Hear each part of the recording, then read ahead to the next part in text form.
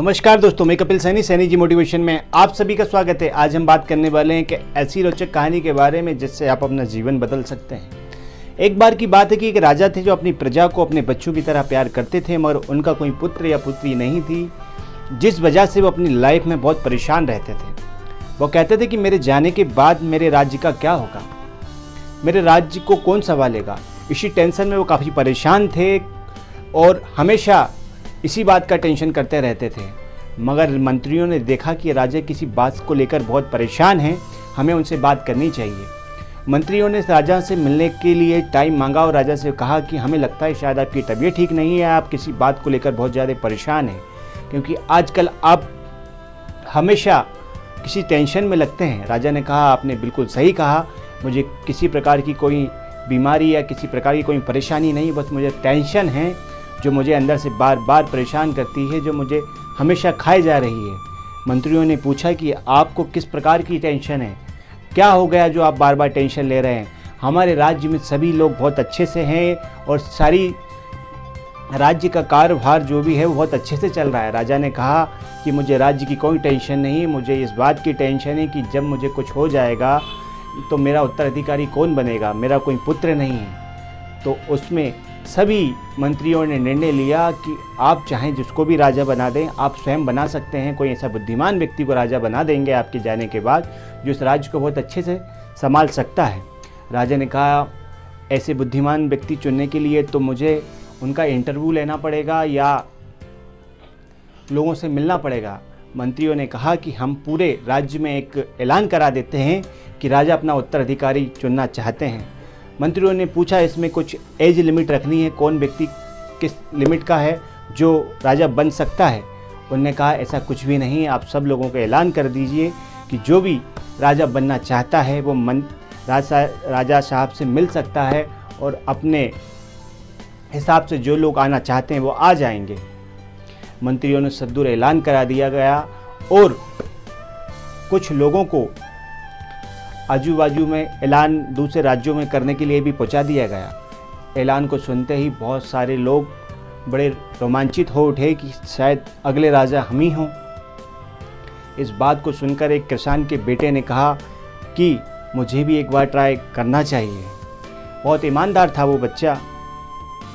उसने सोचा कि चलिए ठीक है, मगर वो अपने पिता के पास जाकर कहता है कि मैं भी इंटरव्यू देने के लिए जाने वाला हूँ।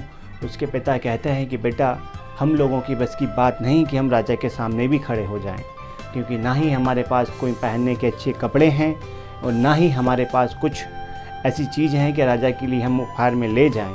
हम तो बहुत गरीब आदमी हैं। मगर बच्चा नहीं माना। हो सकता है पिताजी मेरी किस्मत बदलने वाली हो, आप मुझे जाने तो दीजिए।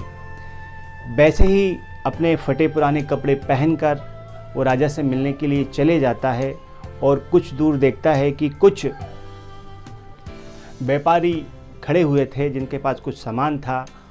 तो वो कहता है वो किसी ऐसे व्यक्ति को ढूंढ रहे थे जो उनका सामान उठा के उनकी बस में रख दे और वो उसे कुछ पैसे दे देते हैं। जब वो पूछता है कि सेठ जी मैं आपका सामान रख दूं क्या, सेठ जी उससे मना करते हैं कि बेटा ये बच्चों का काम नहीं।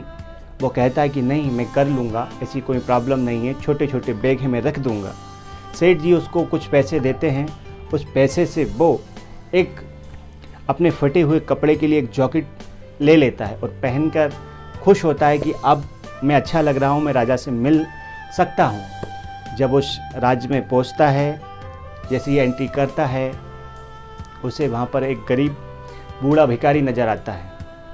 भिखारी ठंड में कुकड़ रहा होता है और उस बच्चे को देखकर कहता है कि तुम मेरी मदद करोगे क्या। वो बच्चा कहता है कि बताइए आपको क्या प्रॉब्लम, मुझे बहुत ठंड लग रही है, तुम्हारे पास जो जैकेट है, जो कपड़े हैं, वो आप मुझे दे दोगे क्या। बच्चा सोचता है कि यार इस जैकेट की वजह से तो आज मैं दिन भर से खुश था कि मैं राजा से मिलने जा रहा हूँ।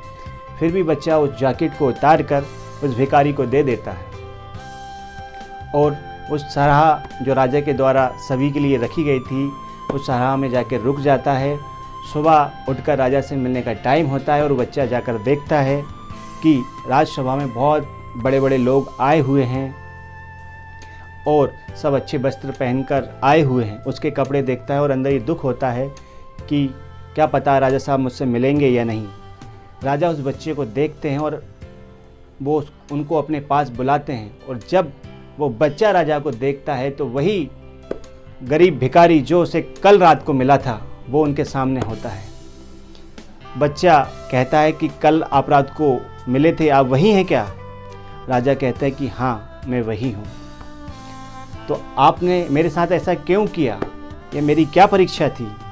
राजा उससे हंसते हुए कहने लगे कि राजा की बात तो सभी मान लेते हैं, कोई एक गरीब भिखारी की बात माने तो वो ही व्यक्ति मेरे लिए सबसे समझदार होता, क्योंकि जो मैं कहूँगा, मैं तो राजा हूँ, मेरी बात को कोई टालेगा नहीं। मगर तुमने अपने उस कठिन समय में, जब सबसे ज़्यादा ठंड में कपड़े की ज़रूरत तुम्हें भी थी, क्योंकि तुम्हारे कपड़े तो सारे फटे हुए थे, एक जैकेट ही अच्छी थी जो तुमने अपने सबसे कठिन समय में उतार कर उस व्यक्ति को दे दी जिसको ज़रूरत थी। जो व्यक्ति अपने कठिन समय में या बहुत गरीबी में किसी की मदद कर सकता है, तो वो जब अपनी लाइफ में एक सक्सेसफुल व्यक्ति, एक बड़ा व्यक्ति बन जाएगा, तो वो दूसरों की मदद क्यों नहीं करेगा।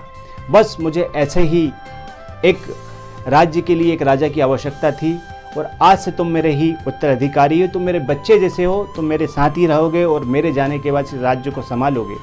जीवन में एक ईमानदारी बहुत बड़ी चीज़ होती है दोस्तों। कभी आप ईमानदारी से काम करते हैं तो एक सक्सेसफुल व्यक्ति कभी भी बन सकते हैं। जीवन में कोई भी लक्ष्य छोटा नहीं होता, ईमानदारी से बड़ी कोई चीज़ नहीं होती। कभी आपको मेरी कहानी अच्छी लगी हो तो प्लीज़ इस चैनल को लाइक करें, चैनल को सब्सक्राइब करें और वीडियो को